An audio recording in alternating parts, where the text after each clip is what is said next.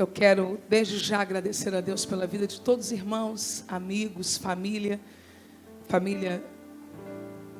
natural, família espiritual que se reúne hoje aqui. Dizer que reconheço o valor, a importância de todos vocês, aqueles que vieram de um pouco mais longe, aqueles que vieram de bem longe e aqueles que vieram de perto. Não há possibilidade de mencionar os nomes, mas vocês alegram a nossa alma nesta manhã. Abra sua Bíblia na Epístola aos Romanos, no capítulo de número 8. O microfone está falhando, eu não sei se é bateria, se for já vê agora. Tá? Para a gente substituir se precisar, não vou poder utilizar o microfone falhado. Epístola aos Romanos, capítulo de número 8, versículo de número 28, a Bíblia diz assim: e sabemos que todas as coisas contribuem juntamente para o bem daqueles que amam a Deus, daqueles que são chamados segundo o seu propósito. Vocês podem ler juntos comigo, de acordo com a versão que está no monitor. 1, 2, 3. E sabemos que todas as coisas contribuem juntamente para o bem daqueles que amam a Deus, daqueles que são chamados segundo o seu propósito. Queridos, esse texto, ele tem sido uma realidade na minha vida e tem se aplicado especialmente nos últimos anos da minha vida. Este é um texto muito conhecido e que normalmente acabamos por ignorar nele uma palavra, a palavra juntamente. Não é fácil ver as coisas que nos acontecem isoladamente contribuírem para o nosso bem. Quando vemos a história da nossa vida de forma isolada, nos sentimos desmotivados, tristes, aflitos, questionamos. Mas quando conseguimos ter uma visão do todo, diga mais uma vez e bem alto: juntamente.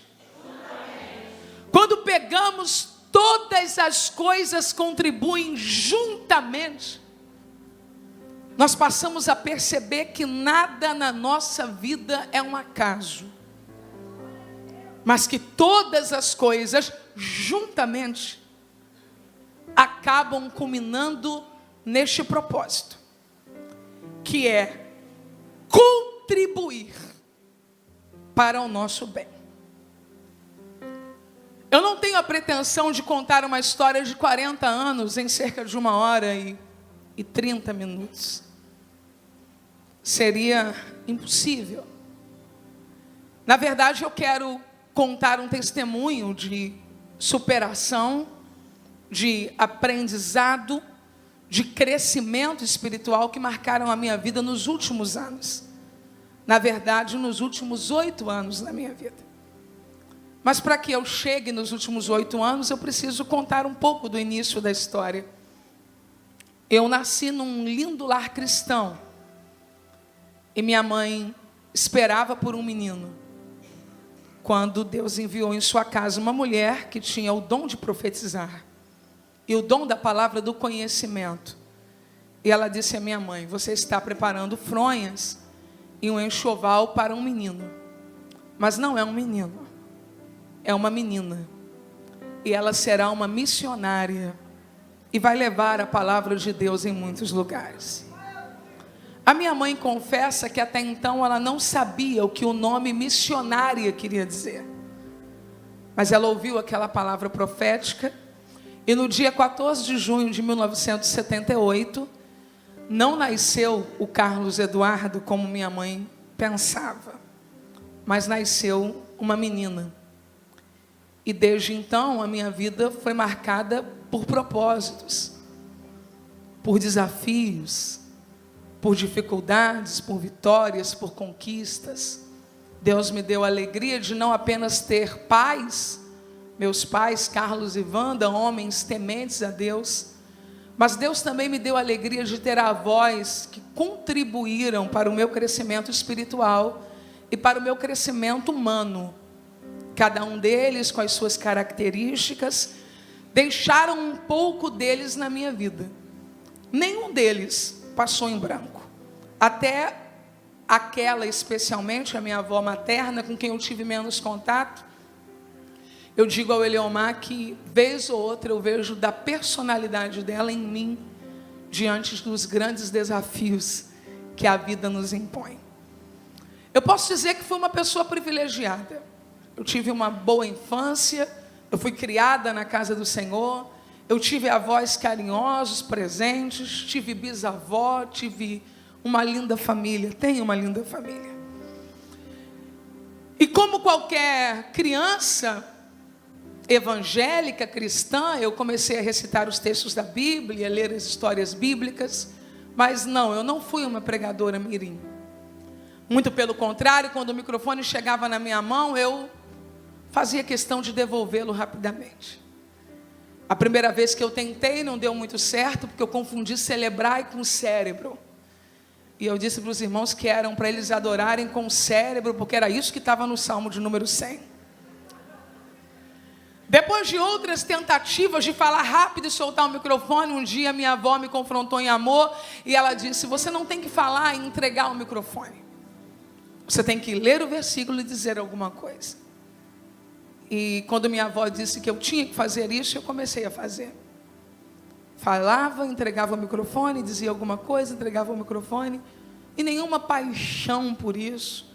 Ninguém me dizia: faça isso. Havia uma brincadeira em casa, uma caixa de som que meu avô ligava quando eu era criança e eu pregava, mas não havia aquele formato do pregador mirim. O tempo passou. Não passou tanto, não. Com 14 anos de idade, depois dessas pequenas interrupções, falando, devolvendo o microfone, eu estive numa igreja visitando a minha tia, que está aqui, a igreja que ela congregava, e me deram uma oportunidade para falar. E eu falei. E o pastor daquela igreja, os irmãos, eu acho que acharam que eu falei bem para a minha idade. E não demorou muito, naquela época em que as pessoas convidavam com cartas, chegou uma carta me convidando para pregar no culto de jovens, na celebração, na festa dos jovens daquela igreja. Eu estou falando da Assembleia de Deus em Vila Aliança, filial de Rocha Miranda. Naquele momento eu preguei no texto que diz: eu sou o Senhor e fora de mim não há Salvador. E eu percebi que eu estava de fato envolvida e apaixonada pela possibilidade de falar as verdades sagradas às pessoas. Com 15 anos de idade, um ano após, eu estava dirigindo a Tarde da Vitória na minha igreja. Com 18 anos, eu estava apacentando uma igreja.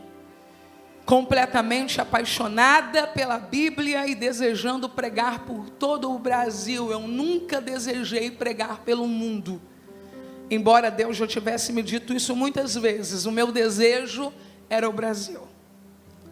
Eu olhava para o mapa, colocava as mãos e pensava: um dia eu vou pregar pelo Brasil. Eu comprava o Mensageiro da Paz na minha igreja, abria o Mensageiro da Paz e via os congressos no norte, no nordeste, no centro-oeste, aquelas mulheres vestidas com aqueles uniformes, aquelas igrejas que a gente perde a dimensão do tamanho, e eu colocava as mãos sobre o Mensageiro da Paz e dizia: eu vou pregar nesses lugares. Eu quero o Brasil. Deus começou a me usar pelo Rio de Janeiro, simultaneamente, enquanto eu dirigia a Tarde da Vitória, enquanto eu apacentava a igreja ao lado do meu então agora já esposo, que com 18 anos eu não havia casado ainda, tendo nele todo o ânimo necessário para isso, nós começamos a cruzar o Rio de Janeiro de uma ponta a outra, pregando de igreja em igreja, de lugar em lugar, em comunidades, em igrejas pequenas, em igrejas grandes. Mas como uma menina ainda de 20 e alguns anos, é natural que você queira os grandes lugares. Eu entendo isso hoje. Hoje essa já não seria a minha maior ambição. Eu queria pregar naqueles congressos que eu via no Mensageiro da Paz. Eu queria pregar no norte, no nordeste, no centro-oeste, no sul, no sudeste. Eu queria o Brasil, eu não queria só o Rio de Janeiro. Mas num mundo que ainda não tinha essa interação pelas redes sociais, vídeos pelo YouTube, isso era impossível. Como que uma menina de uma igreja na Baixada Fluminense, com um pai que apacentava poucas ovelhas, numa igreja que era uma garagem com chão de vermelhão, com telhado de folha de zinco e telhas, poderia pregar pelo Brasil sem que ninguém pudesse apresentar? Isso era impossível. Um dia teve um evento na nossa igreja em Três Corações, chamaram o pastor Eliel do Carmo para cantar. E convidaram também uma pessoa que eu não sei o nome, não lembro agora, para pregar, e essa pessoa não compareceu. E quando a pessoa não compareceu, alguém teve a ideia da Raquel para pregar. Eu não era Helena Raquel, eu era Raquel. Eu era Helena Raquel de certidão de nascimento, mas ninguém me chamava Helena Raquel, só me chamavam de Raquel. Dei a Raquel para pregar. E eu preguei uma mensagem chamada A Prova do Deserto. Eu preguei com toda a minha alma. Eu preguei com todo o meu coração. E quando eu terminei de pregar aquela mensagem, o Eliel olhou para mim e disse: eu quero você no debate da melodia.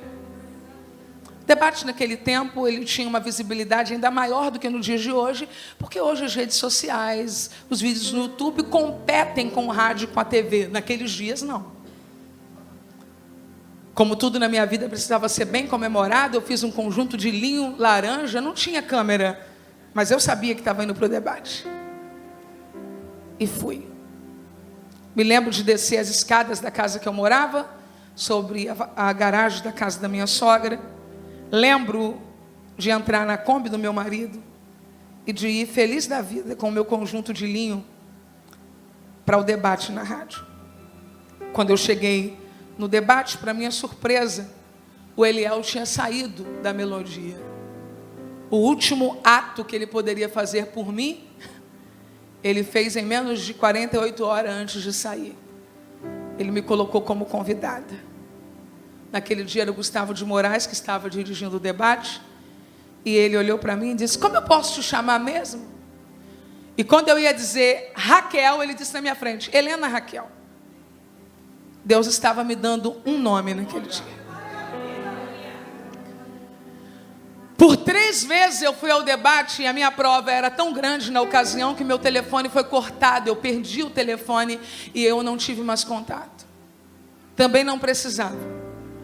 Não que eu não precise da Rádio Melodia, eu preciso de tudo que Deus quiser usar, mas para aquele propósito, o propósito estava encerrado. Uma amiga muito querida estava dirigindo a união feminina de uma grande igreja, e eu chamo de amiga querida hoje, mas na época ela não tinha tanta convivência com a gente, mas ela lembrou do meu nome. E ela ligou para minha mãe e disse: Wanda, eu queria muito trazer a Helena no congresso.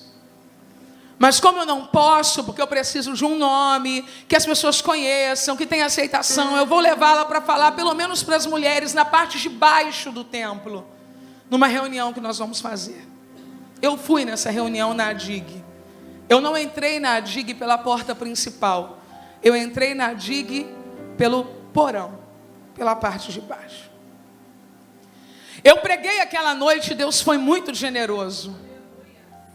E depois de alguns dias, Ana Paula, uma mulher fantástica, ligou para minha mãe e disse: Wanda, Deus usou muito a Helena, foi uma benção, Deus abençoe sua casa. E minha mãe, muito empolgada, disse: Ana Paula, ouve minha filha hoje, porque hoje ela vai estar no debate da melodia. Quando a Ana Paula ouviu isso, ela disse: Wanda, Eu já sei como eu vou colocar a Helena no congresso. Eu vou colocar a Helena Raquel do debate Melodia. Quando eu cheguei naquela manhã com a minha pasta para pregar pela primeira vez num grande congresso, tinha uma faixa na porta da igreja dizendo Helena Raquel, e entre aspas, ou parênteses, debate Melodia. Eu entendi porque o pregador faltou naquela noite, porque o Eliel do Carmo me convidou 48 horas antes de sair da rádio, porque o Gustavo de Moraes perguntou qual nome eu queria usar, porque minha mãe estava divulgando para quem não estava perguntando nada que eu estava no debate, porque Deus faz com que todas as coisas juntamente cooperem para o bem daqueles que amam a Deus. Era o meu sonho, então o sonho precisava acontecer. E eu comecei a pregar, e fui a primeira mulher a pregar na Convenção Estadual das Assembleias de Deus no Rio de Janeiro. Em pouquíssimo tempo eu preguei no Congresso Estadual de Mulheres, no Congresso Estadual de Adolescentes, no Congresso Estadual de Jovens. E naquele ano eu era a pregadora daqueles dias, a pregadora daquele momento. Mas eu queria mais. Eu queria voar. Queria ser uma pregadora interestadual. E um dia eu estava na minha casa, ainda sem telefone. Quando o telefone na casa da minha sogra tocou, e ela mandou me chamar, que tinha alguém querendo falar comigo no telefone, eu desci, e era a Misilene. E ela disse, oi, Helena, meu nome é Misilene, você não me conhece, eu sou esposa do Jean. Nós recebemos um convite para ir a São Paulo, num encontro, numa igreja. Eu vou cantar, o Jean vai pregar, e o pastor lá está querendo convidar você. Eu disse, que bom, que bênção, tentando, como brincou uma amiga minha, tentando fingir costume, né? Que bom, que bênção, como é que vai ser? E ela disse, vai ser tal dia, e nós vamos de avião. Meu Deus. Quando ela disse isso, eu pensei comigo, agora a minha roda girou. Leomar chegou e disse, Leomar, você não sabe. Nós vamos pregar em São Paulo e vai ser de avião. Ele tentando fingir costume, disse, já viajei com meu irmão de avião. Mas eu não viajei. Roupa. Primeira vez no aeroporto, fiz cabelo, coloquei salto alto, não sabia que eu ia ter que andar tanto. Acredite, minha primeira viagem eu consegui perder o voo. Mas Deus foi tão generoso que a Misilene, morando na Ilha do Governador, perdeu o voo também. Conseguimos remarcar na primeira noite, eu ainda me lembro quando o avião subiu. Eu vi as luzinhas lá embaixo. Eu chorava e eu dizia, Deus cumpre promessas. Era uma igreja no Brooklyn que tinha nos convidado e passei com eles um final de semana incrível. Eu conheci uma mulher pastora, Aline Matar. Esta mulher me fez entender que Deus poderia levantar mulheres como pastoras. Eu nunca tinha visto uma mulher pastora com a idoneidade, com a capacidade, com a elegância daquela mulher. Eu fiquei impactada. Eu voltei para o Rio de Janeiro e as coisas não aconteceram tão fáceis como eu pensei que aconteceria. Eu continuei pregando ali, pregando lá, pastoreando a igreja local como missionária, passando tribulações, vivendo a vida com desafios, mas bastava eu passar pela linha vermelha, pelo galeão, que eu levantava as mãos e dizia, Deus, eu quero viajar pelo Brasil. Até este convite, ou depois desse convite, passaram-se quase 2 anos sem que ninguém me convidasse para sair do Rio de Janeiro. E depois Deus começou a fazer ali, lá. E a coisa começou a acontecer. Deus colocou pessoas maravilhosas na minha vida, como a missionária Elisa Coimbra, que me apresentava, dizia para as pessoas, leva a Helena, como a Assembleia de Deus da Ilha do Governador, que era uma referência tão grande, pela maneira que eles acolheram o meu ministério, que as pessoas diziam, você é da ilha? Eu dizia, não. E as pessoas começaram a me chamar, e aquele sonho de colocar a mão sobre o mensageiro da paz, aquilo tudo estava acontecendo, até que um dia um convite para ir à TV. Quando eu cheguei na TV a primeira vez e para participar do programa Voz Mulher, eu estava ali para ser entrevistada e para entregar uma palavra, quando de repente passou um anúncio que seria dado na TV naquele dia. ia acontecer em Belém do Pará os 98 anos da Assembleia de Deus no Brasil. No intervalo da minha ministração, estou precisando de um pouquinho mais de retorno aqui, só um pouquinho mesmo.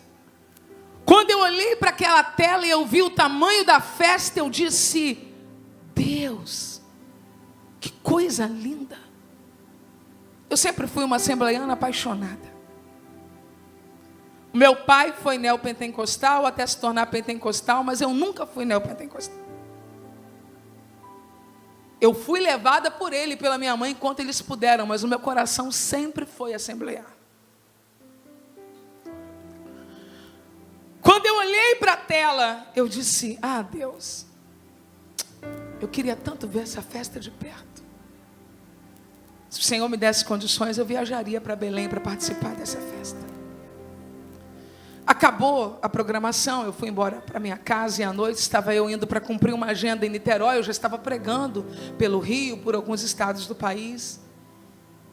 Quando nós estamos subindo a ponte, no engarrafamento, o meu celular tocou.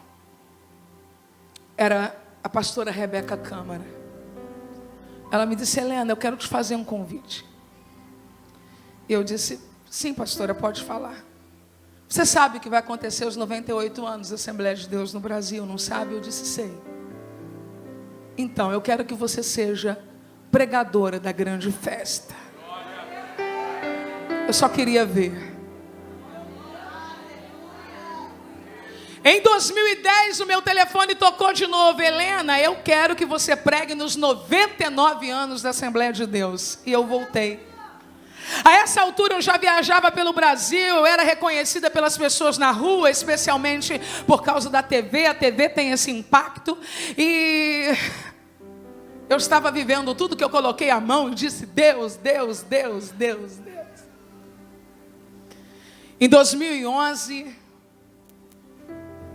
a Assembleia de Deus no Brasil faria 100 anos, seu centenário. Algumas pessoas poderiam deduzir: pregou no 98, pregou no 99, vai pregar no 100. Mas eu não pensava assim. Eu pensava: preguei no 98, preguei no 99, é claro que não vai repetir no 100. Que necessidade uma igreja como uma igreja mãe tem de convidar o mesmo pregador 3 anos seguidos? Não tem necessidade disso. Tem tanta gente que fez história nesse centenário viva, relevante, esposos de pastores de grandes igrejas, filhos de pastores. Não sou eu que vou falar lá. Eu estava viajando pelo interior do Brasil, num restaurante, quando alguém ligou para mim. Agora já não era nem mais a pastora Rebeca, porque eu acho que ela pensou que já era óbvio. Eu acho que só eu que não sabia. Uma pessoa disse assim: Helena, já viu a divulgação do centenário? Eu disse: não. Você é a única mulher que vai pregar. Naquele momento eu imaginei, queridos, que eu fosse pregar na reunião do meio-dia, de manhã, na igreja mãe, tudo aquilo que para mim já seria fantástico. Eu não sei se vocês repararam o vestido que eu preguei na festa do centenário. Eu não sabia que eu ia pregar naquela hora. Eu tinha uma roupa apropriada. Estava com um vestido que não tinha nada a ver com a posição que eu ocuparia aquela noite. Eu estava sentada na grande festa de abertura. Um estádio lotado, quase 50 mil pessoas.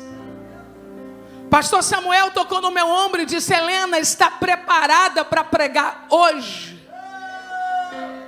Não podia ser eu na abertura dos 100 anos da igreja, que foi a paixão da minha vida. Não podia ser eu com o pastor presidente da convenção geral presente com toda a sua comitiva. Não podia ser eu, as minhas pernas tremiam. Ele disse: você está preparada? E eu disse: eu estou preparada. Quando eu peguei aquele microfone, eu comecei a falar a milhares de pessoas que estavam reunidas ali e outras milhares no mundo. Rapidamente eu me lembrei dos dias em que eu lecionei na escola bíblica dominical debaixo de uma árvore, quando eu ensinei crianças dentro de uma Kombi. Kombi, quando eu preguei numa igreja para 10 pessoas e as pessoas riam dizendo, ela está lá pregando para paredes. Eu tenho uma palavra de Deus para você nesta manhã. O Deus que não se esquece das promessas, Ele está sentado sobre o globo da terra e Ele vai fazer tudo o que Ele quiser fazer.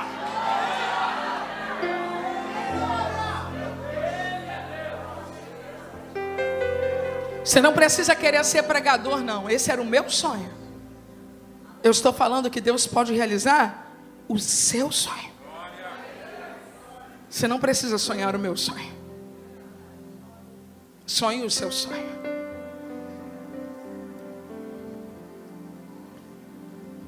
Naquele mesmo ano, eu estive na Assembleia de Deus de Camboriú. Na verdade, era a minha segunda vez ali. A primeira havia sido em 2010, antes do centenário, a convite da missionária Elba Bernardino, esposa do pastor Cisino, que já vive eternamente, por intermédio do pastor Elias Torralbo. Eu havia pregado numa conferência de mulheres, uma mensagem especial, tive muitas dificuldades, o voo atrasou, perdemos praticamente o horário da chegada, mas em tempo eu cheguei e ministrei a palavra. E eles me convidaram para a conferência do ano de 2011, uma conferência feminina, presidida pela irmã Elba, e eu ali estive. E Deus, em determinado momento, usou a vida do pastor Cisino. Naturalmente, ele não estava profetizando convencionalmente, mas ele virou-se para mim e ele disse, Helena, ou irmã Helena, ou irmã Raquel, ele não me chamou pelos dois nomes, ele chamou só um nome. Ele disse, um dia, você vai estar aqui, nesse mesmo lugar que você está hoje. Nós estávamos no pavilhão dos Gideões Missionários. E você vai pregar aqui. Mas nesse dia não será só para as mulheres, os homens também estarão. E você vai pregar uma mensagem que o tema será cuidado com o seu lenço. Eu peguei a capa da minha Bíblia, virei, escrevi, eu tenho a Bíblia guardada até hoje. Eu tenho a data guardada, cuidado com o seu lenço. O dia, e imediatamente eu percebi que a mensagem seria sobre a vida de Judá, o homem que perdeu o seu lenço. Eu voltei para casa. Cerca de 2 meses depois, eu estava pregando no círculo de oração. Na festa do círculo de oração. Recebida por uma irmã, cujo nome é Irmã Salmos. Eu não esqueço o nome dessa irmã. E ela me convidou, eu preguei. Quando eu terminei de pregar, o pastor Cisino Bernardino olhou para mim e me disse assim, Helena, ou irmã Helena, ou irmã Raquel, só um nome. No próximo congresso dos Gideões Missionários, você está convidada para ser a pregadora. O que ele não sabia é que desde o dia que ele me entregou aquela palavra, eu comecei a gerar em Deus aquela mensagem. Um espírito que não glorifica a Deus incitou um pregador no Brasil para dizer que eu copiei a mensagem que ele pregou. A única forma disso ter acontecido é a possibilidade do mesmo espírito que me usa usá-lo, mas isso só ele pode responder, porque eu sei quem me usa. É a única possibilidade. Eu não consultei livros, eu só tinha um computador velho com as teclas pesadas. No meu quarto aqui na Rua dos Telégrafos, durante 7 meses eu gerei mais de 20 folhas de esboço pelo Espírito Santo. E quando foi em abril de 2011, 2012, eu estava no púlpito dos Gideões para entregar a mensagem que havia sido profetizada que seria entregue. Como era a sua vida nesse tempo, Helena? Muito intensa. Quando eu cheguei nos Gideões Missionários, eu não cheguei para ter agenda. Eu já não tinha mais aonde colocar agenda. Eu não conseguia mais tempo para atender pessoas. A minha única válvula de escape emocional era o meu tempo na faculdade de teologia, onde eu conheci amigos, onde eu fiz irmãos. Ali era o único momento em que eu me sentia uma pessoa normal. Fora dali, eu não era uma pessoa comum. Eu tinha compromissos em cima de compromissos. Eu não tinha tempo para mim, eu não tinha tempo para minha família e nem tempo para fazer amigos. Nesse período, a única amiga que eu fiz é porque sentava do meu lado na faculdade, pastora Carla. Fora ali, eu não tinha possibilidade de relacionar-me com ninguém. Eu só conseguia viver para o meu sonho, para o meu chamado, andando de um lado para o outro com uma mala. Aniversário não posso, casamento não posso, adoeceu não posso. Imagine dividir uma semana entre igreja, casamento e viagens. E faculdade. Em 2012, quando eu cheguei, que desembarcamos em Camboriú, minha família feliz, os irmãos e amigos que foram conosco, fomos todos juntos num voo, eles alugaram uma casa, e minha mãe me disse: filha, você está bem, está tranquila? Eu disse: estou bem, mãe, estou tranquila. Só tenho uma notícia para dar para a senhora. Ela disse: fala. Aproveita bem da cidade, porque depois que eu entregar a mensagem desta noite, eu não volto mais. Minha mãe disse: o sangue de Jesus tem poder. Você nem pregou, minha filha, já está falando isso? Eu falei: mãe, eu só tenho duas saídas, ou melhor, duas alternativas. Ou eu fujo do que Deus me deu e me arruíno diante do Brasil todo, porque fugir de uma mensagem, eu ia perder até a fala ali, ia passar uma vergonha mundial.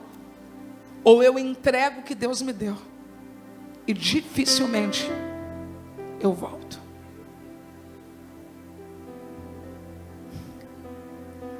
Eu entreguei a mensagem que Jesus me confiou para aquela noite. E quando você ouvir uma citação profética, peso da palavra do Senhor, não pense que o profeta estava brincando quando ele disse isso. Eu não quero me vitimar, porque eu não tenho razões para isso, faz parte do ofício profético. Eu fui hostilizada, eu fui ofendida, eu fui perseguida. Eu descobri um lado muito desagradável de pessoas que não conseguiam suportar o confronto. E eu quero ser íntegra o suficiente para dizer que nada disso aconteceu da parte da igreja ou dos Gideões Missionários. Tudo isso aconteceu da parte de quem ouviu a mensagem e não suportou a mensagem que ouviu.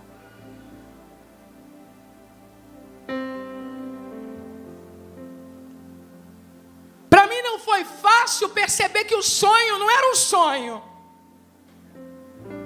Que ministério não é sonho, ministério é vocação e chamado. Quem está sonhando não vai aguentar burdoada, vai quebrar. Ministério é pé no chão, gente. Senão você não vai suportar. Ministério não são flashes, não são aplausos. Ministérios são pedradas. Inventaram mentiras por não suportar a mensagem. Enviaram recados maledicentes, atemorizantes. E se eu disser para você que foi uma fase fácil, eu estou mentindo. Foi uma fase muito desafiadora. Mas todas as coisas, juntamente, cooperam para o bem daqueles que amam a Deus. Pessoas que frequentavam a igreja, pregadores, deixaram de vir aqui. Eles não queriam ser vistos ao lado da profeta Perigo. Alguns que hoje me convidam e ao ligarem para minha mãe se identificam como amigos, passavam por nós em alguns hotéis e fingiam que não nos conheciam. Eu e Eliomar passamos a ser profetas perigosos. Uma amiga me disse: Helena, eles disseram que você fala demais e que falar demais é perigoso. Falo demais de quem? Eu nunca falei de ninguém. Falei demais quando abri o texto bíblico e preguei uma mensagem que Deus me confiou. Não foi fácil. Isso criou uma certa resistência, um certo aperto. E a essa altura eu era a pregadora pentecostal mais conhecida do Brasil. Eu pensei, falo isso ou não falo? Falo porque é a verdade. Nesta altura eu era. Mas eu não conseguia mais olhar nenhum vídeo no YouTube. E agora eu vou falar de um deserto que poucas pessoas viram. Eu não conseguia assistir nenhum vídeo. As redes sociais aproximou da nossa vida pessoas, e isso é lindo, porque nós descobrimos pessoas maravilhosas. Mas a rede social, ou as redes sociais também trouxeram para perto da gente uma maldade humana que nós desconhecíamos a existência dela. A capacidade de ferir gratuitamente quem você nunca olhou nos olhos. Eu não conseguia assistir aquela mensagem. Eu não conseguia ouvir a minha voz pelo YouTube. Eu não conseguia acessar um vídeo meu. Eu não conseguia ler um comentário. Eu estava marcada pelas palavras que eu ouvi e que eu vi escritas ali por pessoas que eu não conhecia. Por que elas exerceram esse poder sobre mim? Meu Deus, como a gente precisa aprender e amadurecer. Feia, gorda, sapa. Por que essa mulher está aí falando e não vai cuidar de emagrecer? Santarrona, crentona. Por que mulher prega? Mulher não pode pregar. Não existe pastora na Bíblia. É mercenária, está ganhando X mil por mês. Que poder é esse que nós damos às pessoas de controlar as nossas emoções? Que poder é esse que o indivíduo que nunca fez nada por nós tem de minar as nossas emoções? A mesma cadeia que Deus quebrou na minha vida vai quebrar na sua vida nessa manhã.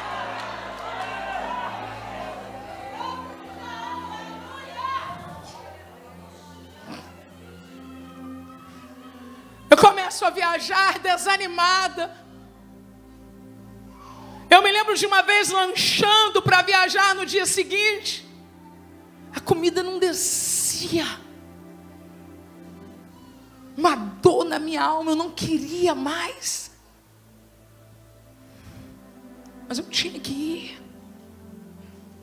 Era o meu nome. Era o nome da minha família, era o nome da igreja. Comecei a me sentir mal dentro de voos. Eliomar presenciou quantas vezes eu voava com as lágrimas descendo. Ele me dizia: o que você está sentindo? Estou passando mal. Estou muito mal. Eu pegava a capa dos livros, escrevia para desabafar. Deus me socorre. Deus vem ao meu encontro. Um dia eu chego em Abreu e Lima, Pernambuco, para pregar um beijo para a igreja Abreu e Lima. Eu amo vocês.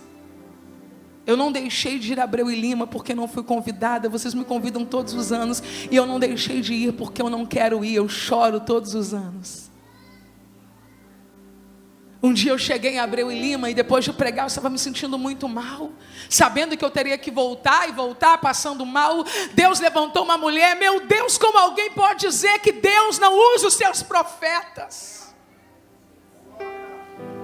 Eu estava bonita, feliz, pregando elegante. Ela chegou na minha direção, colocou as mãos na minha cabeça e disse: mulher, eu sou Deus. Não te preocupe, porque eu estou passando contigo pelo meio das nuvens.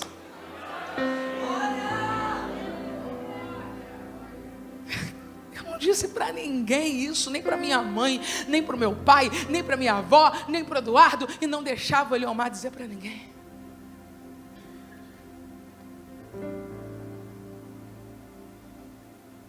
Eu falei, eu não estou bem, eu preciso procurar um médico. Procurei o doutor Dácio. Fiz uma sessão terapêutica com ele. Foi muito bom. Fiz a segunda sessão terapêutica com ele, porque eu tinha que fazer um voo para o Piauí. E eu estava preocupada, porque eu vinha passando muito mal. Eu falei, não posso continuar nisso. Se é para médico, eu vou procurar. Se é para psicólogo, eu vou procurar. Se é para psiquiatra, por que foi? Eu preciso solucionar. Só quando eu fui no doutor Dácio, é um homem fantástico, mas o meu coração não estava inclinado para a busca de uma cura real. Eu queria apenas uma solução momentânea, eu queria resolver um problema. Eu estou me sentindo mal e não quero mais me sentir mal, era isso que eu queria. Ele me disse algumas coisas, e ele foi excelente, tão excelente, que eu mesmo me sentindo mal, enfrentei o voo para o Piauí. Eu fui, voltei. Na volta eu enfrentei uma rígida turbulência, me senti muito mais mal, porque se você já está se sentindo mal num voo comum, num voo turbulento, eu me senti muito mal. E quando eu cheguei no Rio, eu pensei, eu não tenho condições de seguir assim.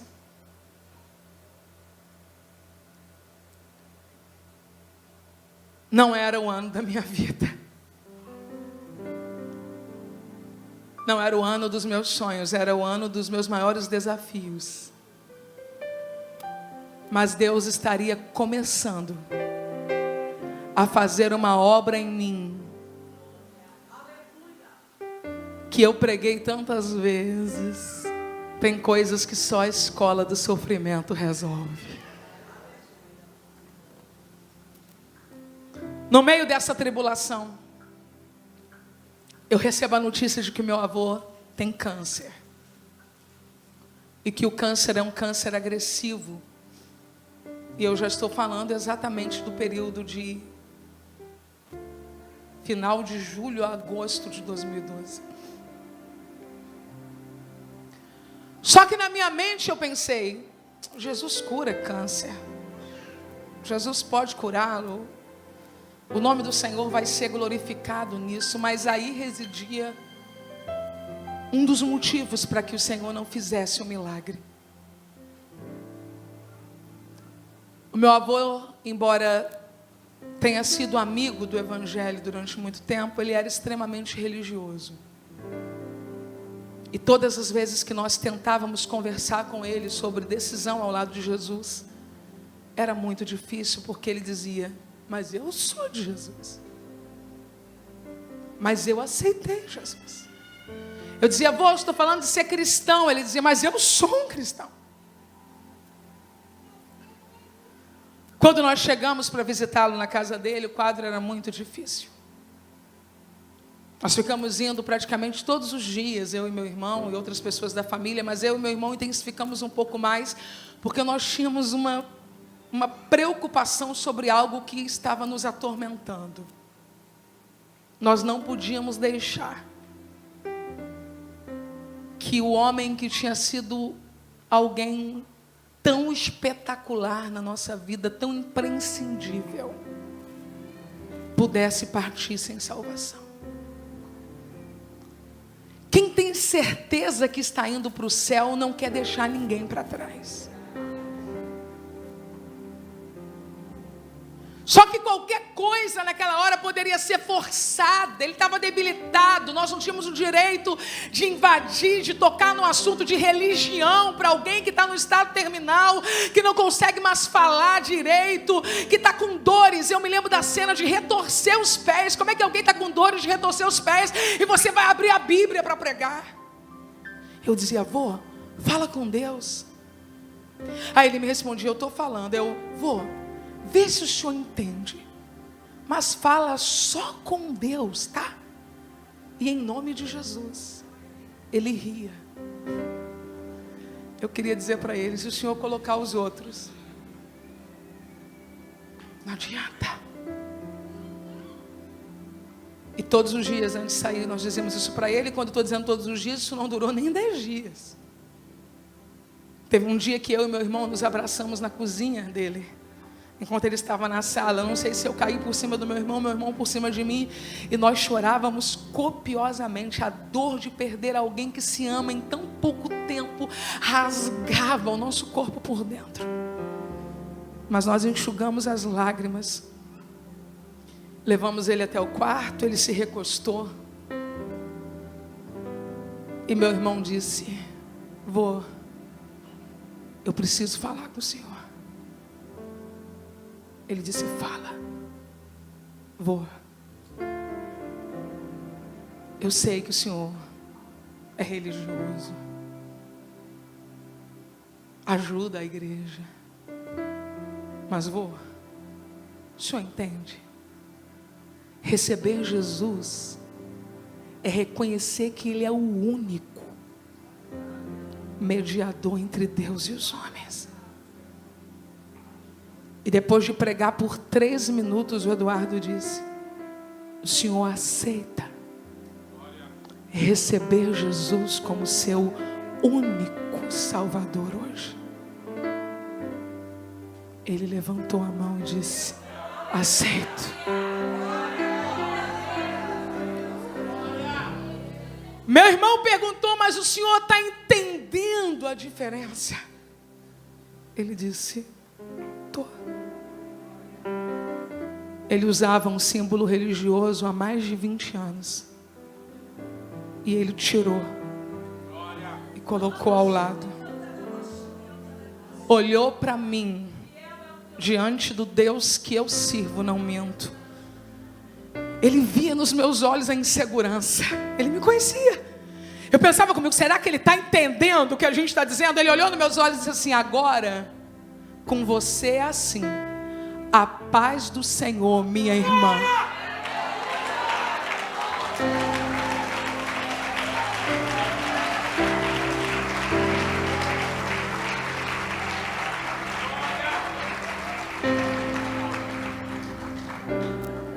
Deus chamou meu avô para a eternidade. E sinceramente eu não sei se eu teria suportado se eu não tivesse a certeza que tenho de que ele não morreu, ele passou a viver eternamente. Semanas depois eu perdi uma ovelha que também era um amigo querido, e me vi diante de um grande problema familiar que desajustou toda a minha família.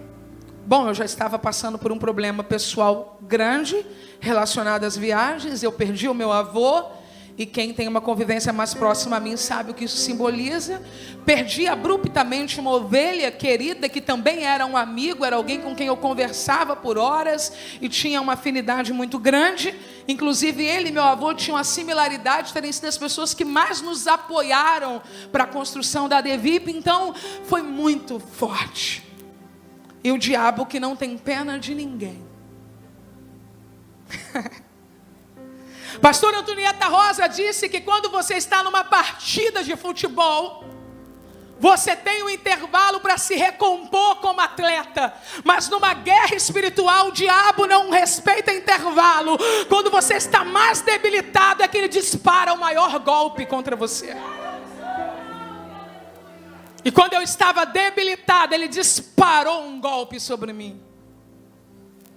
Eu me vi dentro de um problema familiar complexo, delicado, que simplesmente impediu que uma família que se reunia todos os domingos, que comia, que bebia, que sorria, se assentasse à roda da mesa todos juntos.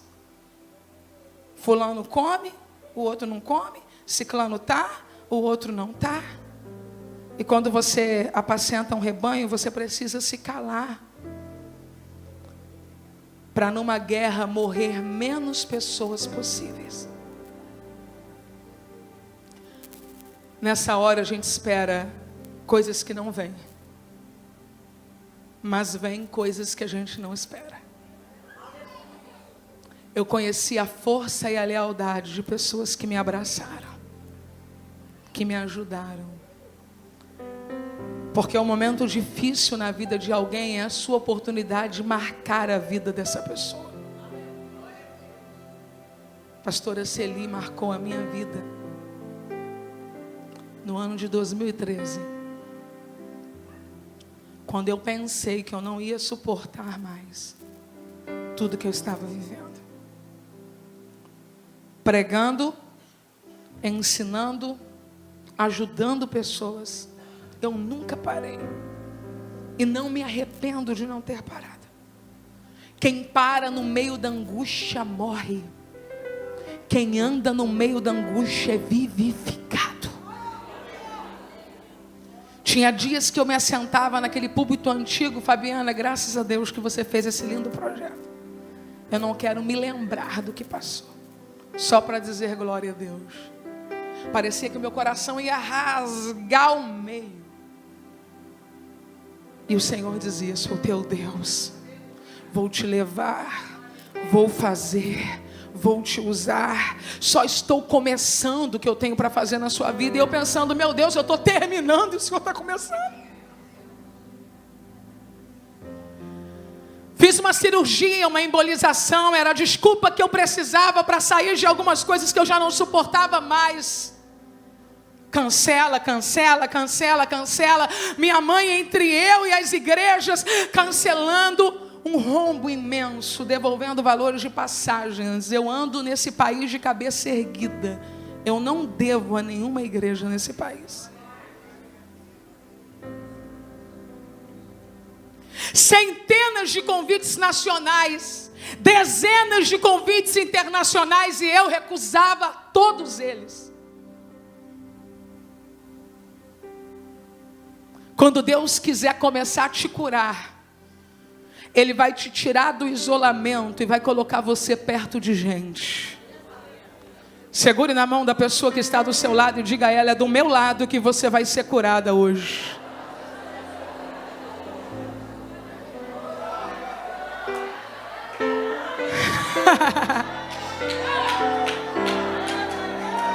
Em 2013 a minha vida estava de perna para o ar. Eu estava enfrentando um luto, eu estava enfrentando uma perda, eu estava enfrentando um problema familiar. Em dezembro, eu sinto no meu coração o desejo de reunir pela primeira vez um grupo que nós chamaríamos de amadas e amigas. Acredite, eu só me relacionava de forma próxima com 4 amigas. 2 o vento levou. Uma morava longe de mim. Só sobrou uma. Eu me sentia decepcionada e triste, e eu queria desistir de pessoas. Uma das coisas mais lindas que Deus confiou ao meu ministério é a capacidade de enxergar pessoas, motivar pessoas, investir em pessoas. O diabo vai tentar te ferir na área que Deus deseja potencializar. Não podia ter mitera, eu não podia ensinar meninas a pregarem, porque o que o diabo me disse foi: não vale a pena investir em pessoas. Não podia ter livros com parceiras escrevendo, porque o que o diabo me dizia foi: não confie mais em pessoas. Não podia deixar que jovens profetas pregassem, aprendessem, crescessem e vivessem de alguma maneira a nutrição ministerial que Deus me deu, porque tudo que o diabo me dizia é: cadê aquelas pessoas? Eu respirei fundo. Preparei um evento, marquei um almoço. Eu percebi que eu precisava mudar. Nós nos reunimos uma primeira vez, nós nos reunimos uma segunda vez. Deus foi trazendo outras pessoas. E talvez elas não saibam, mas muitas delas estão aqui. Que Deus usava cada uma delas para de alguma maneira restaurar a minha vida. Eu queria pedir que todas as meninas que fazem parte do grupo Amadas e Amigas ficassem de pé, porque eu quero que a igreja aplaude o Senhor pela vida de vocês.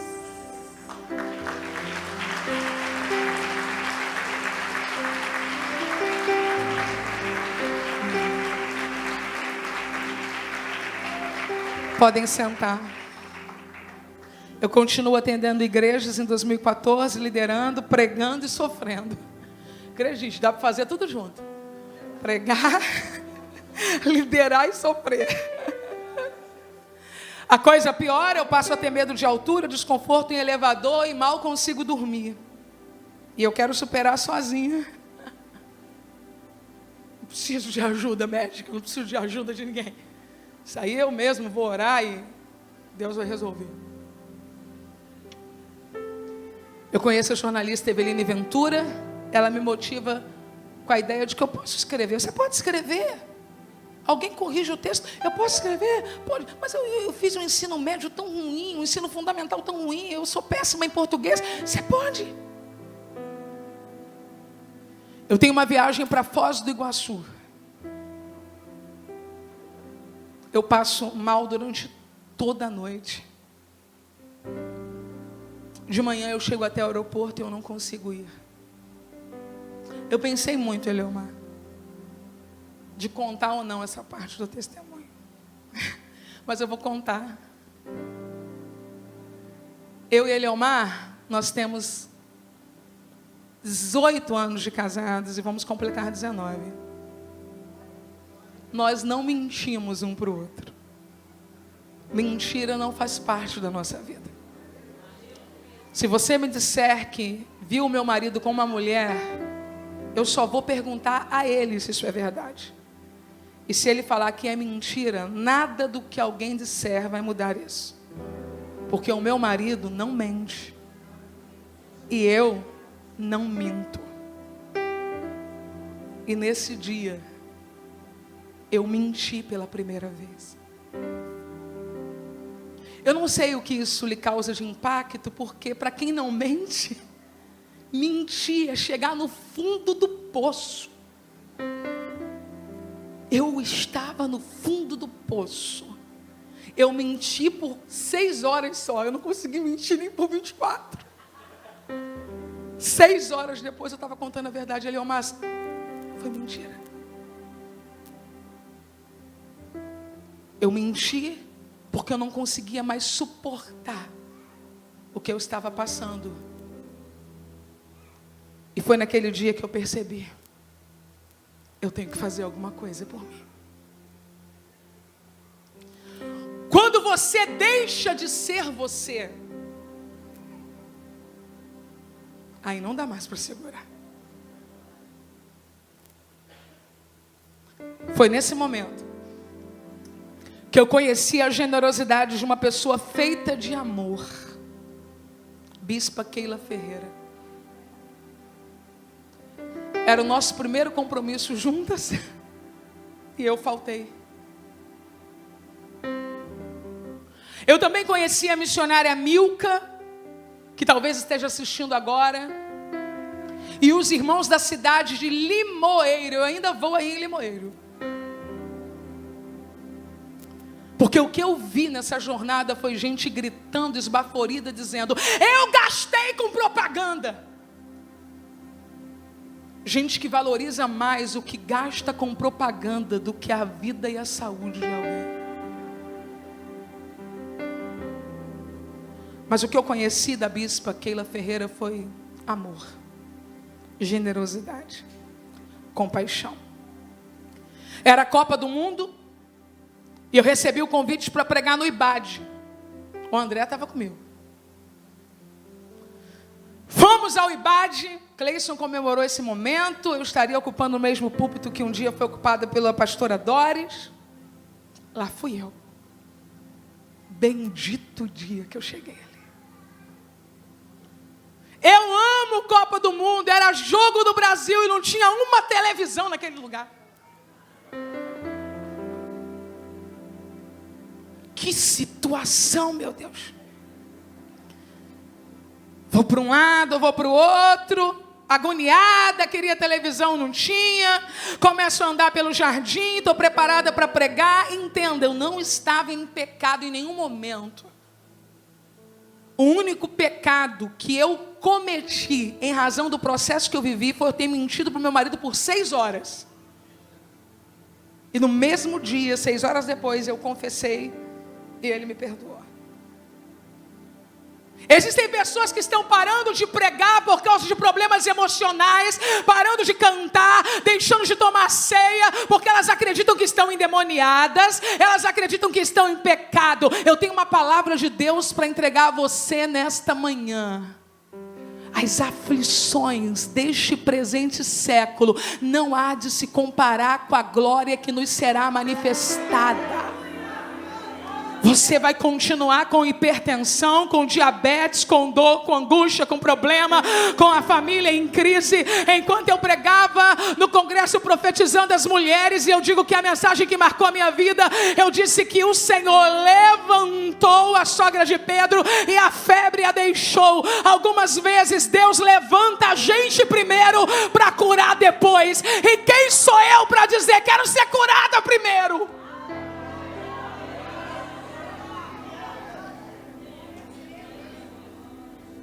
Conversando com uma amiga em 4 de julho de 2014, ela diz: Helena, eu também estava passando por problemas. Helena, eu também estive doente. Helena, eu também não estava conseguindo exercer o meu ministério. Conheci um profissional. Vai lá. Não, ela não disse vai lá. Ela disse: eu conheci um profissional, foi uma bênção para mim. Eu disse: eu quero ir lá. Me dá o telefone. Ela me deu. Sabe por que eu queria ir lá? Eu queria ir lá porque eu queria viajar sem sentir desconforto. Só isso. Eu cheguei, sentei, ele sentou e eu disse: então, doutor, eu estou aqui porque eu quero viajar sem desconforto. Mas vou dizer logo para o senhor, não tenho nada para tratar, porque a minha vida é maravilhosa.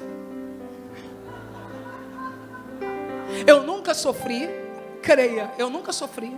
Minha vida é excelente, eu nunca sofri. Eu não tenho problema nenhum, meu problema é só esse. Aí ele me deu um quebra-cabeça e disse assim: monta aí. Falei: eu, hein? Estou falando que eu quero viajar sem passar mal, o homem me dá um quebra-cabeça. Aí eu começo a ficar nervosa. Eu não consegui colocar uma peça. Aí ele disse: fica tranquilo, é fácil.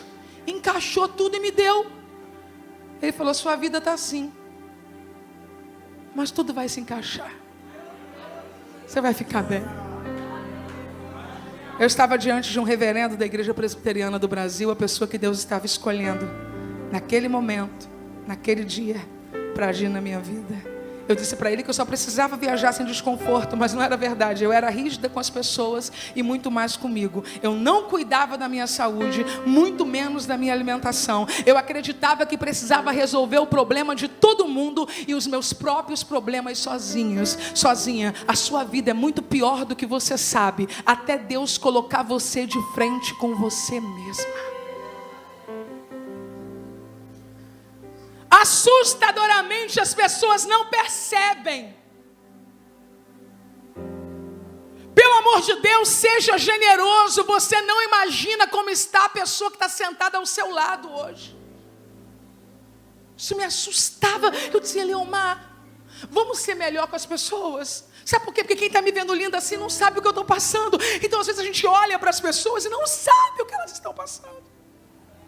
Às vezes você briga por causa de um lugar no banco. Se você soubesse como a pessoa está, você colocava no colo.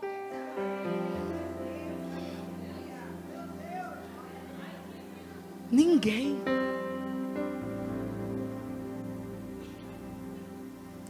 E foi nesse ano que eu recebi uma ovelha querida aqui.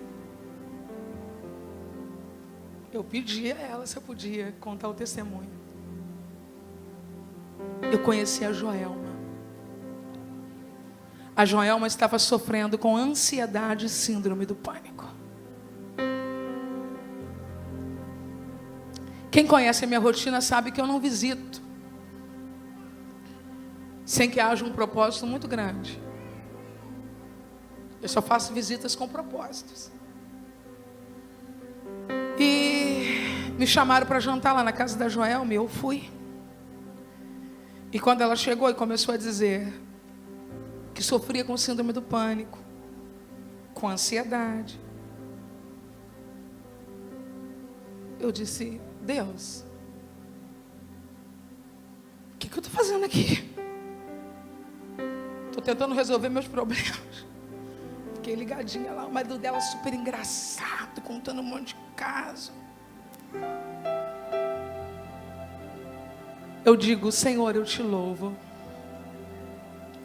Porque se eu encontrasse a Joelma em 2009, eu ia querer libertar a Joelma com 7 semanas de consagração. Se eu encontrasse a Joelma em 2010, eu ia dizer para ela: procura o que está errado na sua vida. Existem desertos que Deus nos conduz para nos fazer sensíveis aos desertos das pessoas. Porque todas as coisas juntamente cooperam para o bem daqueles que amam a Deus. Você toma remédio? Ela disse: então, é porque às vezes você tem que tomar.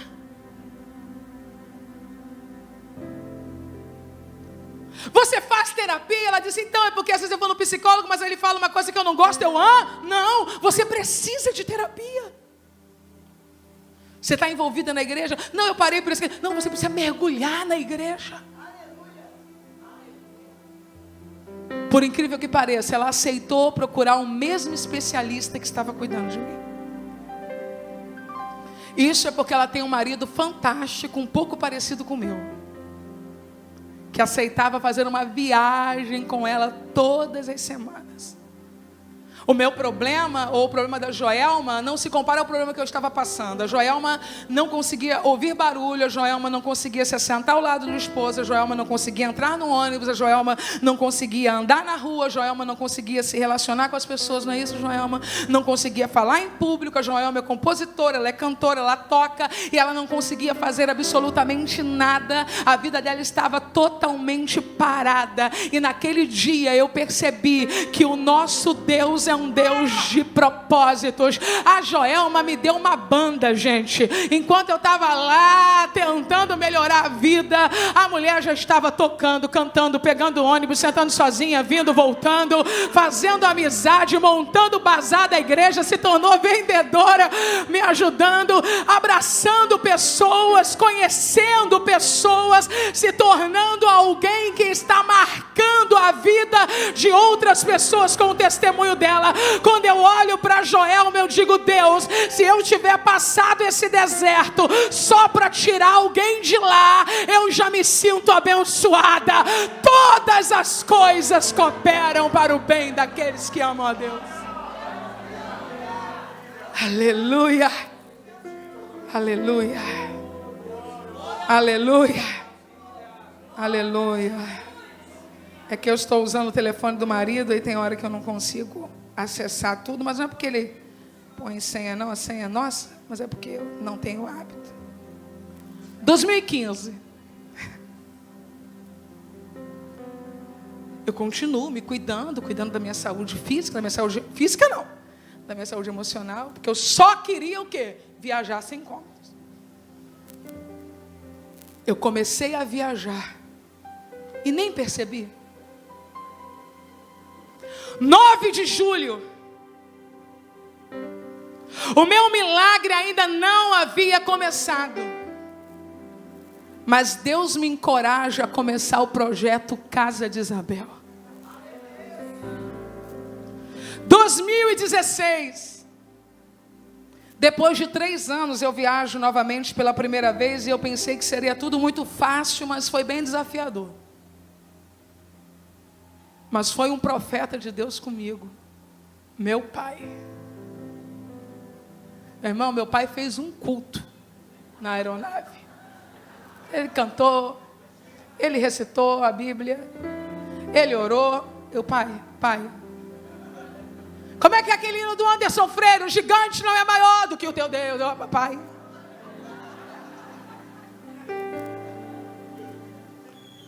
Ele é o mar de um lado, dormindo, porque os que descansam em Deus dormem, e o meu pai na intercessão.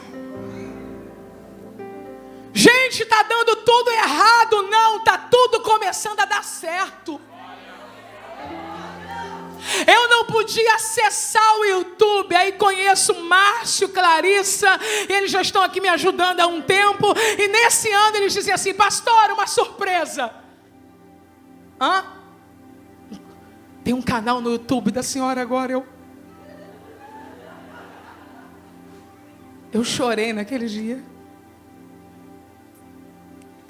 porque eu não podia ver. E agora eu estava lá. Todo dia que eu posso, eu dou uma olhada. E quando alguém aparece para me perturbar, eu vou lá e excluo.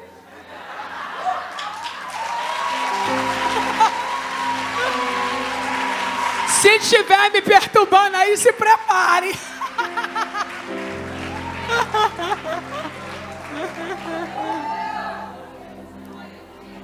Vou realizar a primeira conferência, edificarei a minha igreja em abril de 2016. E já fazem 3 anos que a minha crise familiar não cessa.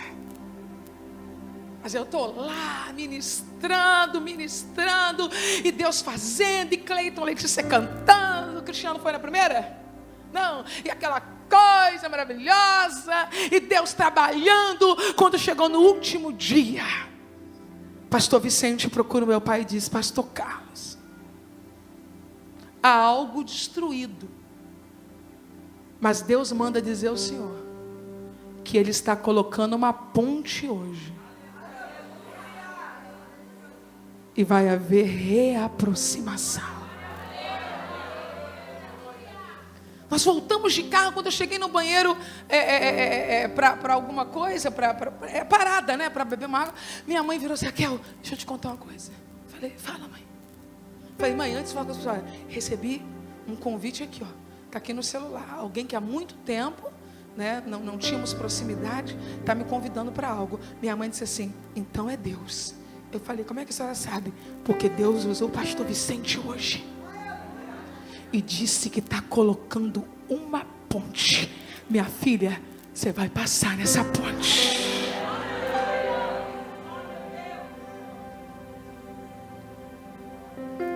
Em junho do mesmo ano, toda a minha família estava reunindo, celebrando o meu aniversário. Existem coisas que não precisam ser resolvidas, elas só precisam ser curadas. Existem conversas que não precisam ser faladas, apenas abraços que precisam ser dados. Quem está esperando esclarecer as coisas, talvez procure maior ferida. Mas quem só quer que o amor volte a reinar, não especula muitas questões. Deus vai trazer a tua família à roda da mesa, mas não é para um novo debate, é para cortar o pão da comunhão juntos, porque o que passou não importa mais.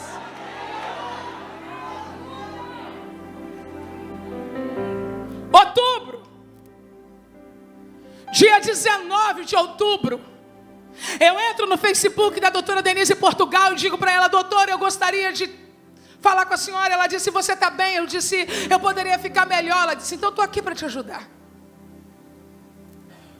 Eu estava pesando cerca de 160 quilos. Você não percebeu, né?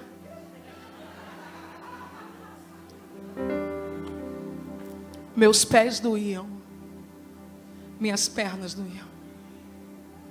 Eu sentia falta de ar. O Eliomar tinha que me ajudar algumas vezes a tirar a roupa, a colocar a roupa, sempre fazendo uma piada sem graça nesse momento. Entendeu? Ele nunca deixou o inimigo abater a fé dele, não, irmãos. Ele estava lá, firme e forte. Ele dizia: que coisa linda, é o grande a tua fé. Esse aí, dona Juvelina, é filho de Ilhésia mesmo, não perde a piada. Aí tá bom. E nessas tribulações, vou pregar. Queria ir ao toalete, mas se a igreja fosse grande, eu tinha que segurar, pastor Bruno, porque como é que eu vou e volto? Eu não tinha força para ir para voltar.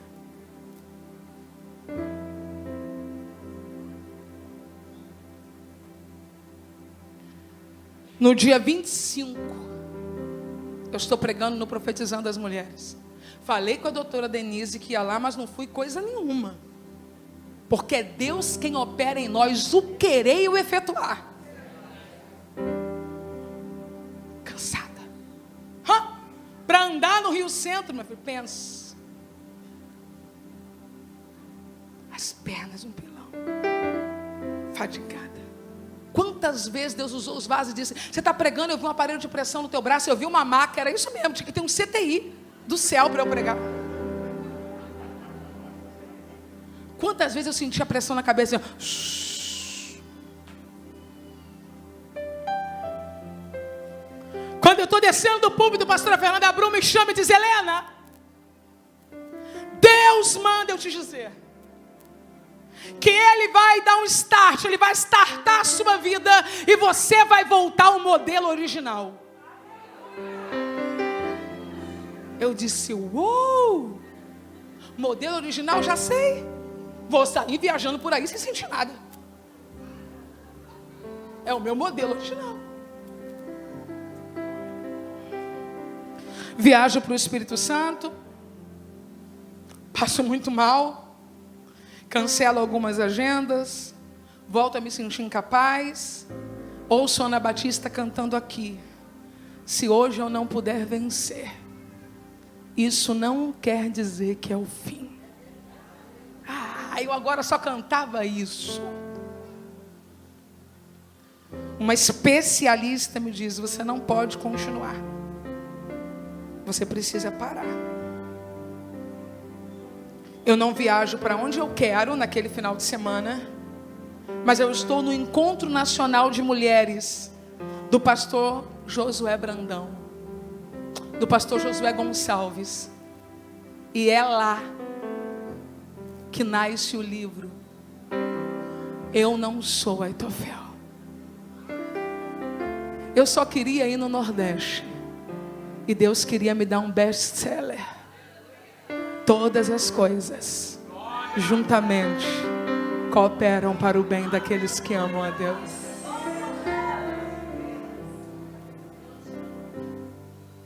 Eu não sou Aitofel foi uma mensagem que eu preguei no auge da minha dor. Eu queria muito ouvir a voz de Deus e ninguém me dizia nada. Um dia eu estava no púlpito e quando eu desci, a missionária Fabiane veio na minha direção e disse: pastor, eu tenho uma palavra de Deus para lhe entregar. Eu disse: diga. Eu queria ouvir a voz de Deus. Deus manda eu lhe dizer que a senhora não é Aitofel. Sabe o que Deus estava me dizendo? Você não vai morrer por causa de ressentimento, você vai perdoar e viver.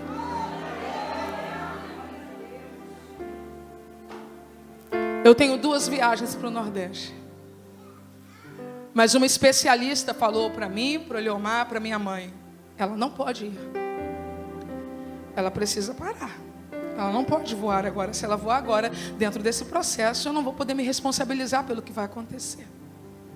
Que dia, né, mãe? Na zona sul do Rio, Eliomar me segurando de um lado, minha mãe do outro. Você precisa valorizar a sua família.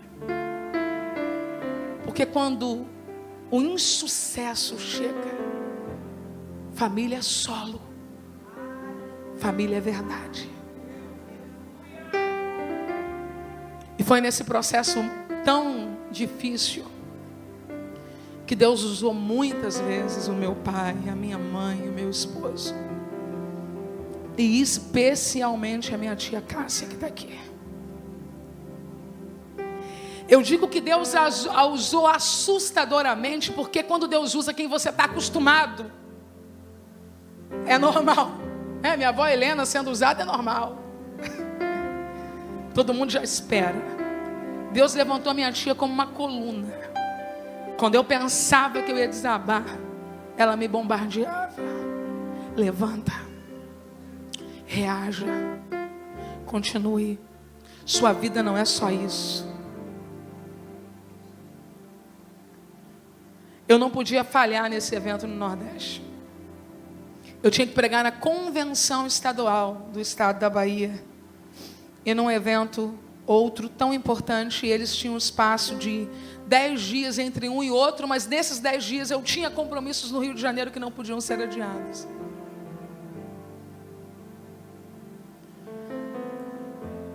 Eu fui com 160 quilos de ônibus para o Nordeste.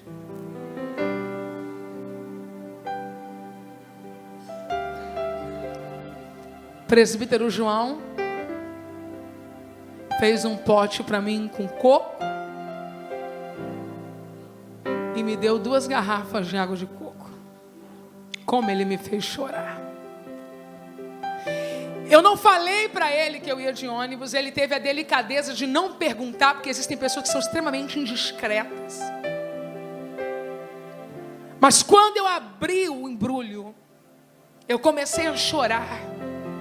Porque não era coco e água de coco, era pão e água do céu dizendo assim para mim: eu estou nesse caminho com você. Meus pais nos acompanharam, porque levar pessoas ao aeroporto e fazer bonitas fotos é muito gostoso. Fizemos algumas no Galeão. Ver um filho ter que fazer uma viagem cansativa, pesando 160 quilos, e você sabendo de todos os problemas que isso incorreriam, eu dizia: Leomar, fica porque você é diabético, fica porque você não pode ir. Ele disse: aonde você for, eu vou. Fui, cumpri a minha missão com ousadia, não senti nenhum incômodo. Eu tenho hérnias de disco, eu não me senti mal, os meus pés não incharam, eu não tive nenhuma dor, Eleomar não teve nenhum cansaço. Em determinado momento, sabe o que eu tive? Crise de luxo. Entrei no banheiro da estrada e quis chorar. Deus, eu não sei porque eu estou passando por isso. Deus disse: hã? Você pensa mesmo que isso te diminui em alguma coisa? Vai descendo, que eu vou aparecendo. Deus sacudiu aquela viagem. Eu voltei para o Rio. Em menos de 10 dias eu voltei de novo para o Nordeste. Eu tinha que honrar o meu compromisso, e a mão do poderoso estava na minha direita e na minha esquerda. Eu voltei. E quando eu cheguei no Rio, por que esse celular faz isso? Quando eu cheguei no Rio, era começo de 2017. A mesma especialista conversou comigo e disse: Helena, vamos conversar? Vamos. Agora você não pode tentar mais, tá bom? Para um pouco. Espera. Vai passar. E o que eu vou fazer na minha vida, doutora? Sua vida é só isso? Não. Quando eu saí, eu disse para esse homem aqui: oi, Leomar, acabou. O especialista disse que eu vou ter que esperar um tempo, eu vou ter que parar. Ele me disse: você não vai parar, só se você quiser. Porque enquanto eu tiver vida, aonde você tiver que ir, eu vou te levar. Fica em pé, marido.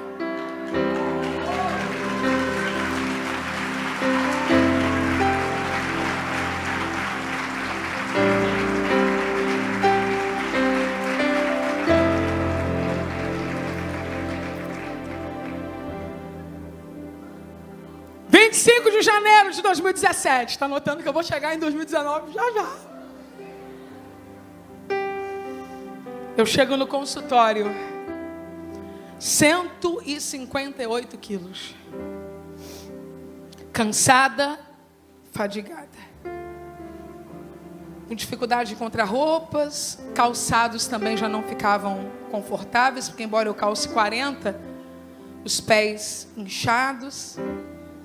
Eu fujo das escadas, mas eu chego decidida. Porque Deus opera em nós o querer e o efetuar. E o processo terapêutico a qual eu me submeti, querendo viajar sem desconfortos, estava curando outras áreas da minha vida. Deus estava me fazendo olhar para mim, sua saúde, sua vida. O que adianta ganhar o mundo inteiro e perder a você mesma?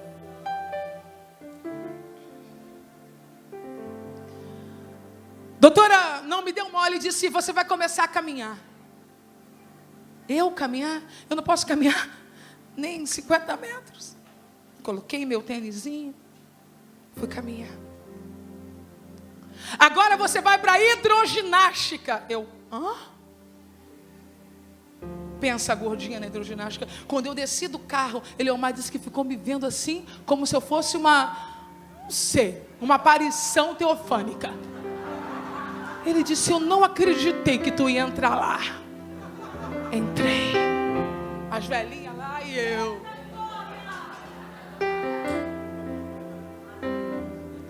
Filas de pessoas recebendo autógrafos. Daqui a pouco você vai cantar, né, Letícia? E quando eu vi aquela fila de pessoas, eu me lembrava: o que eu mais temia me fez vencer. Toda a minha dor me deu poder. Agora eu sei porque eu passei pelo que eu passei. Gente me chorando e me abraçando, dizendo: eu perdoei o assassino da minha mãe. Eu ouvi você dentro de uma casa de prostituição e não fiz o último programa da noite. Uma magistrada me abraçou e disse: eu ia hoje à noite cometer o meu suicídio, mas enquanto eu te ouvia, a alegria de Deus encheu meu coração. Orel e Asté. Meus pais orando, minha avó orando, meus amigos orando, a igreja orando.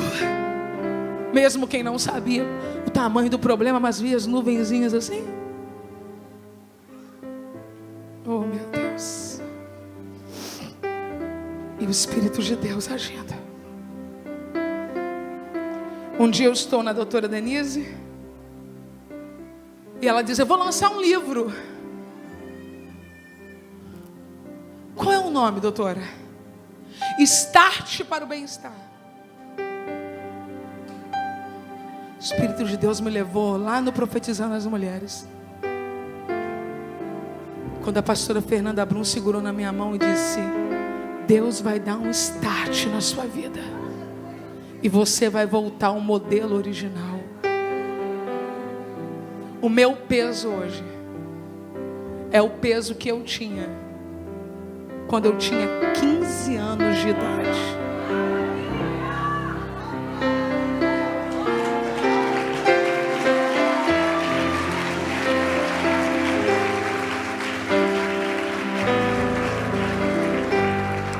Em julho eu lanço meu primeiro livro. Logo a seguir eu sofro uma crise de vesícula. Termino o ano com aquela sensação de que 2017 foi o melhor ano da minha vida. Eu escrevi isso. Que Deus não fez o que eu queria, mas fez muito mais do que eu podia imaginar. Aí eu pensava: se 2017 foi o melhor ano da minha vida, 2018 então vai ser só glória.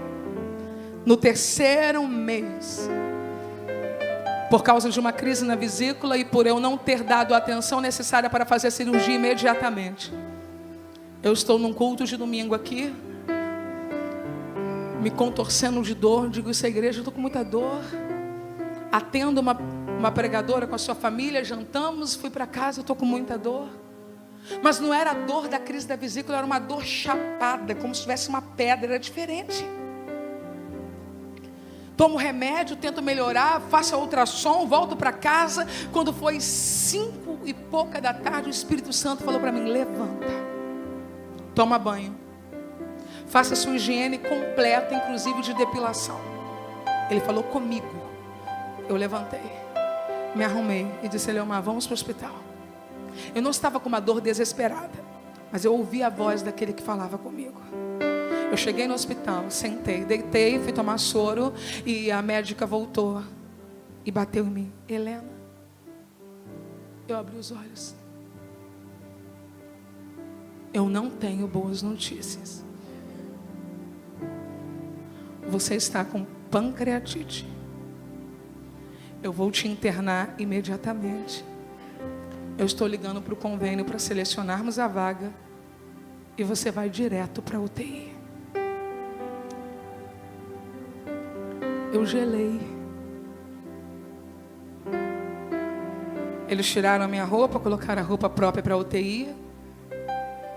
Eu coloquei uma fralda pela primeira vez. Você não pode andar, você não pode comer, você não pode beber água, tudo que você precisar, chame alguém. O problema de você conhecer um pouco é que você acaba percebendo que a coisa não está muito legal. E eu disse: doutora, eu estou fazendo uma infecção generalizada? Ela respondeu: por enquanto não. Eu liguei para minha mãe e disse: mãe, vou ficar internada, parece que o Leomar já tinha dito. Eu disse para ela: mãe, eu estou indo para UTI. Mas falei assim, rindo. Minha mãe quase morre do outro lado chorando. Eu estou subindo naquela cadeirinha, sendo levada, e eu pensei: gente, eu deveria estar com medo, mas eu não estou com medo. E eu ouvia uma voz que cantava: se Cristo comigo vai, eu irei, e não temerei, com gozo irei, comigo vai. É grato servir a Jesus, levar a cruz.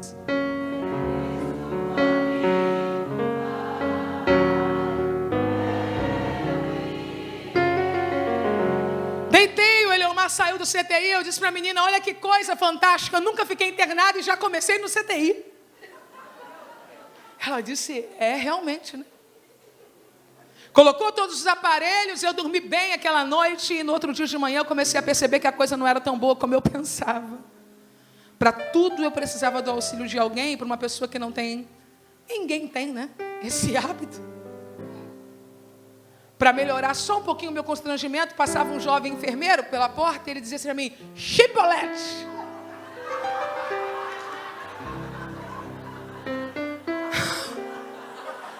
Ah, que vontade de dar um chibolete, né? Ele passava e chibolete. Deus colocou 2 enfermeiras maravilhosas para cuidarem de mim nos 2 primeiros dias. Elas me levaram até o banheiro, elas lavavam a minha cabeça, elas penteavam meu cabelo, elas faziam a minha higiene. E eu disse: Jesus, como nós somos pequenos, como nós somos frágeis. Tem alguém me dando banho, tem alguém secando os meus pés, tem alguém colocando a minha roupa. E ela voltava. Na segunda noite eu percebi que algo estranho estava acontecendo. Eu já tinha ouvido a conversa dos médicos, porque o meu leito era o primeiro, e uma noite, eu não sei se eles pensaram que eu dormi, mas um deles chegou e perguntou: qual é a situação dela? E o médico respondeu: pancreatite. E disse outras coisas que eu não conhecia. E o médico respondeu: eu perdi uma paciente de 30 anos essa semana assim. Naquela noite eu senti uma opressão muito forte ali. Não foi na hora que o médico falou, foi depois. Uma opressão muito forte. E eu tentei dormir um pouco, mas eu senti uma batalha espiritual. Parecia que ali na cabeça onde eu estava da cama haviam demônios que tentavam me tocar. Tentavam. Quando de repente esses demônios queriam se aproximar, eu ouvi um barulho de oração naquela madrugada que entrou dentro do CTI.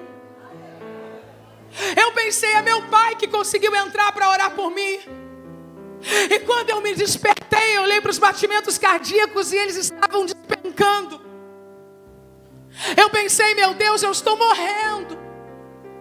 Mas fechei os meus olhos e aquele barulho de oração continuava. E quando eu olhei para o monitor, eu não chamei ninguém. Eu tinha medo de que eles tentassem alguma coisa que pudesse me fazer mal. Você fica muito vulnerável, você não pensa com clareza. E eu vi os batimentos cardíacos regularizarem. Quando chegou no outro dia, o Eleomar veio para me visitar, junto com a Carla, junto com a Lucinha, junto com a minha mãe. E quando ele segurou na minha mão, eu disse: Eleomar, ontem, essa madrugada. Ele disse: essa madrugada o quê? Eu disse: então entrou aqui uma oração. Ele disse: eu e o evangelista Sérgio, e citou mais um nome, estávamos dentro da Devip nessa madrugada, de joelhos orando. Rabacanda, chorebaia, bequianda, súria. O médico se aproximou, agora era o terceiro dia, com a prancheta e disse: podem ficar tranquilos, ela está se recuperando muito bem. Minha mãe: doutor, e quando ela vai ter alta? Ele disse: hoje ela desce para o quarto. Quem me colocou do CTI para o quarto não foi tão somente a competência médica, porque a competência médica perdeu uma paciente de 30 anos. A competência médica sozinha perdeu a pessoa que foi internada no mesmo dia que eu e com a mesma doença que eu, não resistiu, mas a mão do grande entrou dentro daquela UTI e me tirou de lá.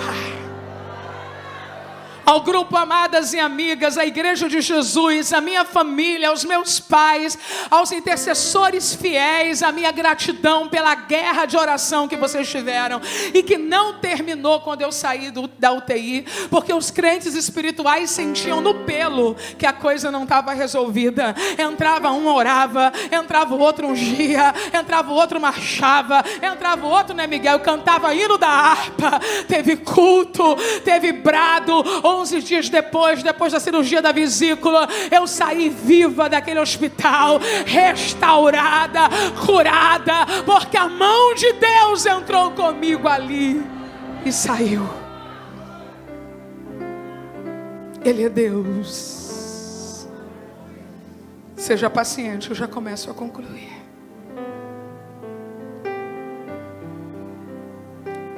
Eu não posso desistir.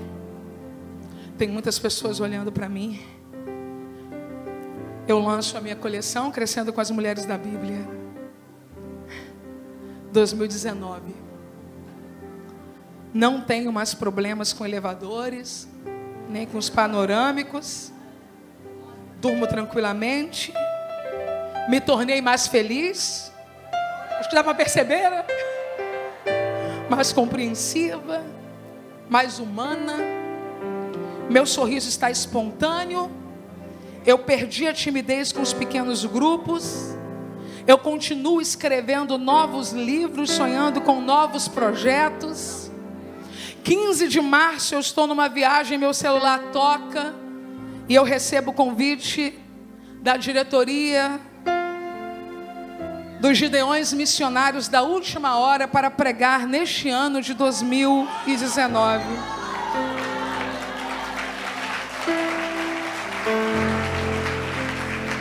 Helena, vamos para Manaus hoje? Hoje não. Vamos para a Europa hoje? Hoje não. Mas isso não quer dizer nunca. Aquele que fez a promessa a cumprirá. 2 Timóteo 4:20. Erasto permaneceu em Corinto, mas deixei Trófimo doente em Mileto. Tudo que eu espero é que esse testemunho que eu contei expresse um pouco dessa sinceridade que Paulo teve, de assumir: eu sou Paulo, mas não pude curar Trófimo. Eu sou Helena Raquel, mas não tenho domínio sobre todas as questões da vida. Eu preciso viver um dia de cada vez, uma vitória de cada vez, um desafio de cada vez. E se Deus quer que esse testemunho seja visto pelo Brasil e pelo mundo, eu estou aqui para cumprir essa tarefa, de dizer para pessoas que estão desistindo por pouco, que ainda que tenha um muro na sua frente, faça como José, jogue os seus ramos por cima do muro. A quem eu não puder ir, enquanto eu não puder ir, Deus trará a mim, ou fará a minha voz chegar lá. Por que esse testemunho, Helena? Para dizer algumas coisas. Enquanto Ele não faz por você, Ele faz através de você. Enquanto Ele não faz o que você quer, Ele faz o que você necessita. Enquanto Ele não faz por você, Ele está fazendo dentro de você.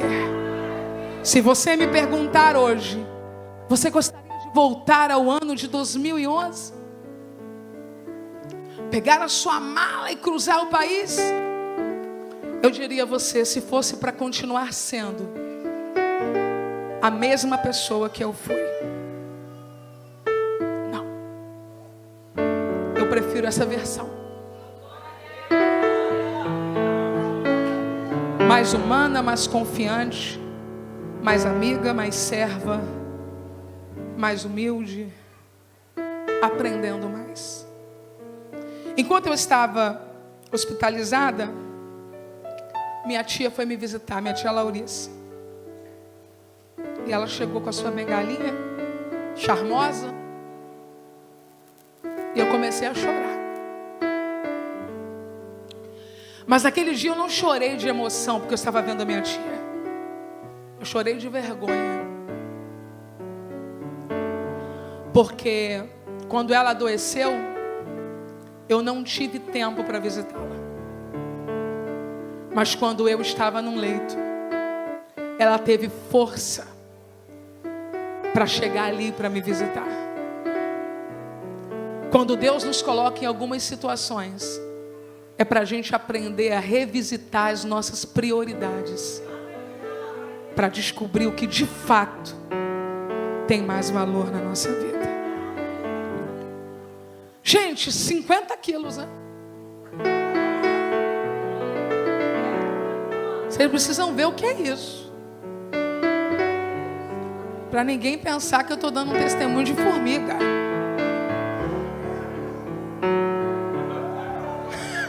O pessoal falou, mas o John, eu falei, para todo mundo saber como é que é pesado. Cadê o resto, gente? Junta aí. Tá fácil de carregar? Tudo isso estava nas minhas pernas, nos meus ombros, no meu corpo. E estava muito difícil de carregar. Mas hoje vai para a comunidade terapêutica, presidida pelo pastor Marcos e pela... Deus abençoe. Eu quero doar 80 da próxima. Vamos ficar de pé, igreja. Letícia, venha cá, Letícia. Oh, glória. Oh, glória. Oh, glória. Canta minha trilha sonora aí, Letícia. O que eu mais temia me fez vencer. Toda minha dor me deu poder.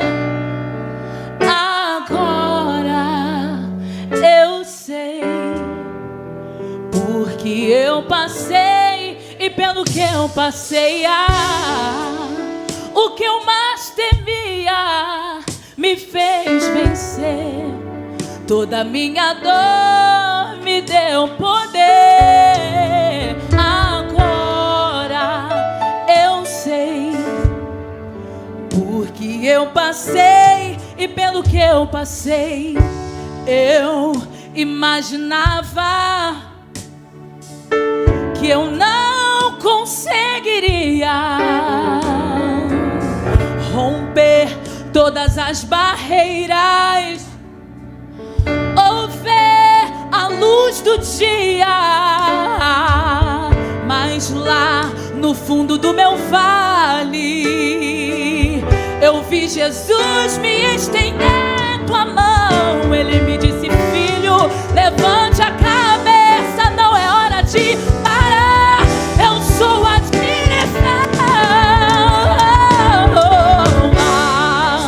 O que eu mais temia me fez vencer. Toda minha dor me deu poder. Agora eu sei, porque eu passei e pelo que eu passei. A cada obstáculo o meu Jesus me promovia. A cada gigante o nosso Deus colocava no chão. Meu Deus, a cada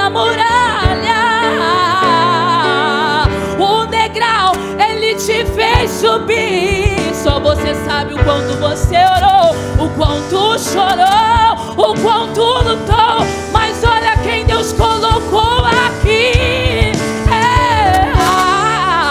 O que eu mais temia me fez vencer.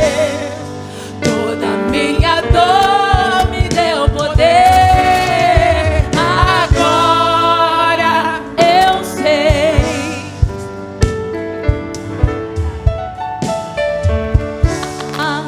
O que eu mais temia me fez vencer. Toda minha dor me deu poder. Agora eu sei, porque eu passei e pelo que eu passei.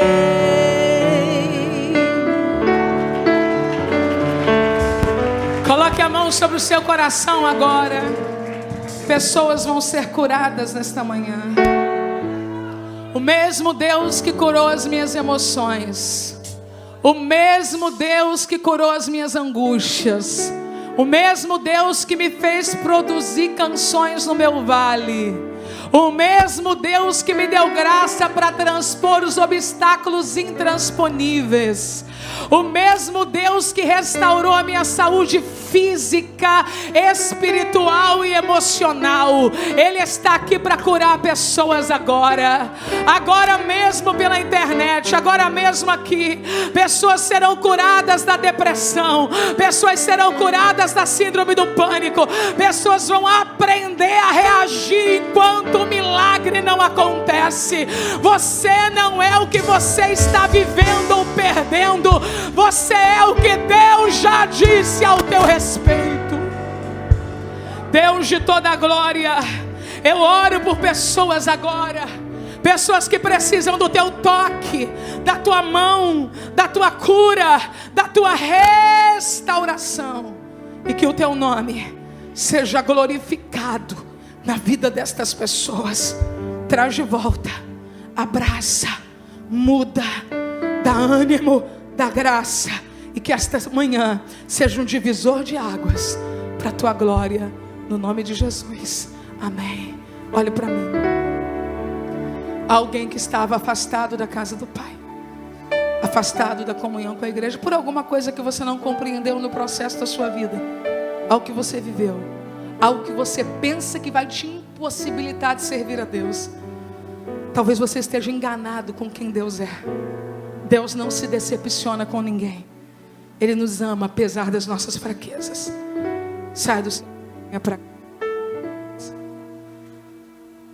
saia do seu lugar e venha para cá.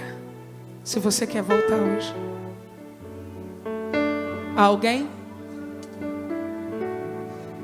Se há, vem. E aquela, Cristiano, conseguiu? Há alguém? Todos firmes? Então aperta esse crente que está do seu lado e diga para ele: se você soubesse o que está preparado. É para apertar o crente. Se você soubesse o que está preparado, você se alegraria mais. Estou eu deitada na UTI, quando o Espírito Santo começou a cantar esta canção. Você devia se alegrar. Você devia se alegrar. Eu disse: isso é música? O que é isso? Ele, Omar, tá com o celular aí? Eu preciso saber o que é isso. Você devia se alegrar. Você devia agradecer. O que é isso? Era uma música.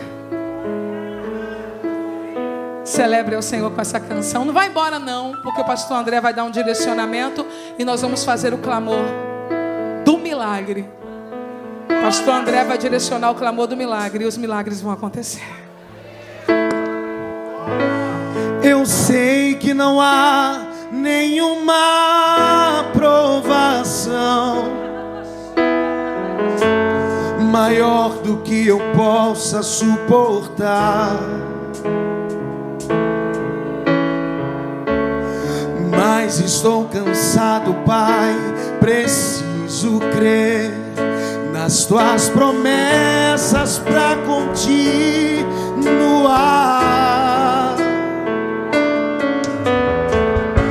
Eu sei livrastes das acusações, mas estou cansado de chorar. Espírito Santo, vem me renovar. Só tua presença pra me alegrar.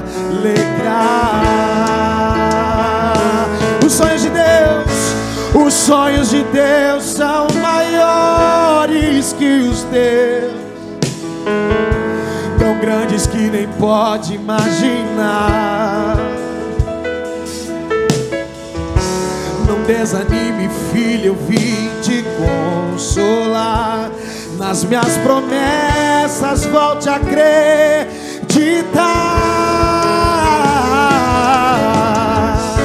Os sonhos de Deus são maiores que os teus, por isso vale a pena acreditar.